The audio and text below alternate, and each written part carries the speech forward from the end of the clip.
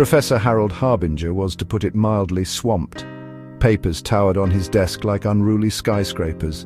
Empty coffee mugs littered the surface, each one a testament to a sleepless night. Harold hadn't seen the sun rise in weeks. He existed solely in the fluorescent glow of his office. His only companions were the blinking cursor on his computer screen and the persistent hum of the departmental printer. "Just one more paragraph," he muttered, his eyes bloodshot. "Then I can sleep." Harold loved his work, he really did. There was nothing quite like the thrill of uncovering a new historical fact, the satisfaction of a well-argued thesis. But lately, the joy had been replaced by a gnawing anxiety. The deadlines were relentless, the pressure to publish immense. He was starting to resemble his own research subject, a withered, forgotten figure from a dusty history book.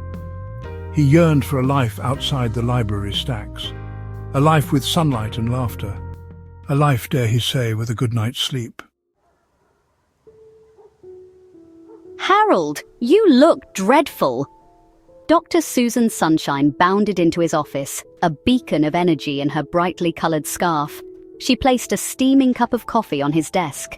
"Seriously, you look like you've seen a ghost, or perhaps a particularly nasty footnote." "Susan," Harold croaked, his voice hoarse from disuse, "you wouldn't believe the week I've had. Grading, lectures, peer reviews, and that blasted conference paper is due tomorrow. I haven't slept a wink."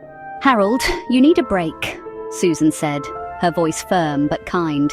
"Remember that time you locked yourself in the archives for a week straight? You came out looking like a medieval monk who'd lost his faith in God and humanity." Harold chuckled weakly, remembering the incident. "This is serious, Susan. It's publish or perish in this game, you know that."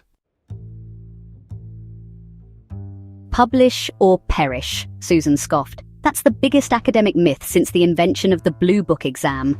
Look, I love research as much as the next history nerd, but there's more to life than citations and impact factors. Remember that trip we took to Italy last year? We spent all our time arguing about Renaissance art instead of actually enjoying it." Harold sighed, recalling the trip. Susan was right. He had been so busy analysing every brushstroke that he'd missed the beauty of the Sistine Chapel ceiling.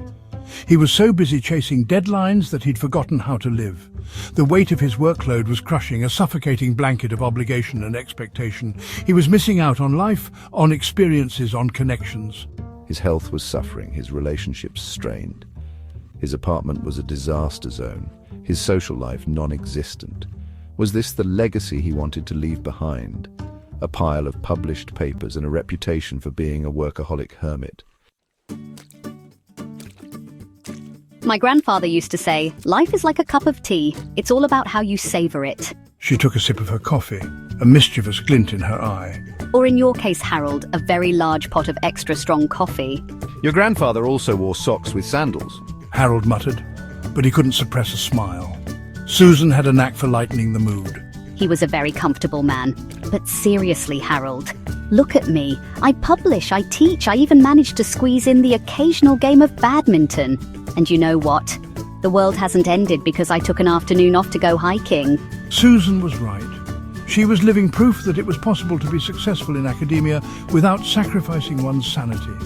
She had a life outside of work, hobbies, friends, and most importantly, a healthy sense of perspective.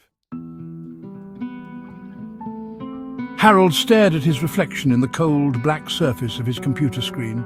Was this really who he'd become? A haggard, caffeine-fueled shadow of his former self? Susan's words echoed in his mind. Life is like a cup of tea. Perhaps it was time he learned to savour it. He took a deep breath and closed his laptop. The blinking cursor vanished. For the first time in weeks, there was silence. It was a terrifying, exhilarating silence. "All right, Susan, what do you say we grab some lunch? And no, we are not discussing the Italian Renaissance." Now you're talking. I know just the place. They make a mean panini and they have the most amazing chocolate chip cookies. As Susan launched into a detailed description of the bakery's culinary delights, Harold felt a weight lift from his shoulders. He had a long way to go, but for the first time in a long time he felt a glimmer of hope. He could almost taste the sunshine, the laughter, and yes, even the chocolate chip cookies.